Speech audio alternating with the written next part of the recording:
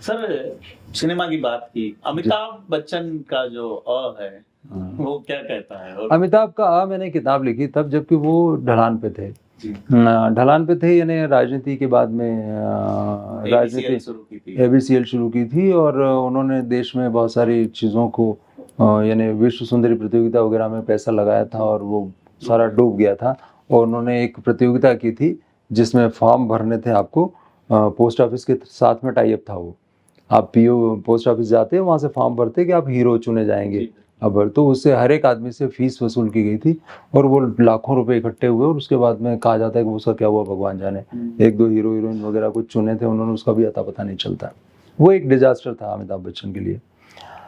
मेरा ये था कि MG रामचंद्रन दक्षिण भारत के फिल्म अभिनेता होते हुए वहाँ के मुख्यमंत्री हो सकते हैं, तो हिंदी प्रदेश का सबसे बड़ा महानायक होते हुए अमिताभ बच्चन यहाँ का प्रधानमंत्री या कोई बड़ा लीडर क्यों नहीं बन सकता? जी, वो क्या वजह है? वही जो हेमवती नंदन बहुगुणा को हरा के आते हैं, जो इम्पॉसिबल हाँ, माना जाता क्या है। वजह नहीं, क्या वजह है कि हम राजनीति और समाज का जो आपसी संबंध है वो वहाँ देखते हैं साउथ में, वो हिंदुस्तान यहाँ नहीं हो सकता। दूसरी बात, अमिताभ बच्चन में राजेश खन्ना के बाद, राजेश खन्ना पहले सुपरस्टार थे इस देश में, उनके जाने के बाद, और राजेश खन्ना का मल्टीपल, दिलीप कुमार ने मल्टीपल किस्म के रोल किए, अमिताभ बच्चन ने एक खास तरह के रोल किए जी, और बहुत मोनोटोनस रोल थे। और एंग्री यंग मैन की उनकी जो छवि जंजीर के बाद से बनाई गई थी वो एक अपनी जगह पे थी।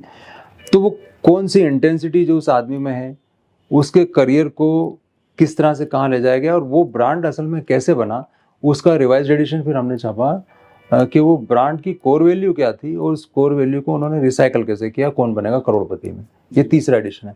उस किताब के 3 एडिशन छपे और तो मैंने उन पर काफ़ी ज़्यादा रिसर्च इस मामले में किया कि उनके रोल किस तरह के थे, कैसे वो उनका पर्सोना क्रिएट हुआ, कैसे उनकी प्रतिभा का इस्तेमाल दोयम दर्जे के निर्देशक होते हुए भी इतने ऊंचे ले जा सके उनको। मतलब उन्होंने कोई सत्यजीत रे के साथ में फिल्म नहीं बनाई थी उस वक्त कि उनके बारे में कोई मयार बने इस तरह से या कोई, लेकिन फिर उन्होंने मसाला निर्देशकों के साथ भी अगर काम किया तो भी वो इतने ज़्यादा एस्टेब्लिश थे। उन्होंने एक अपने पूरी पीढ़ी को प्रभावित किया है। तो बाद में ये हम महसूस कर सकते हैं कि जब एक पूरी पीढ़ी अपने जीवन को लेकर आशंकित हो और वो आक्रोश में हो तो उसको आवाज़ देने के लिए एक पर्सोना चाहिए था। जी, वो पर्सोना उनके भीतर था, क्योंकि कुली तो बात की चीज़ है, दीवार के डायलॉग उसके आधार हैं जो बताते हैं आपको कि एक अंदर सुलगता हुआ आदमी जो कि बदले इसलिए लेना चाहता है कि वो चीज़ों की नैतिकता को सत्य सिद्ध कर सके।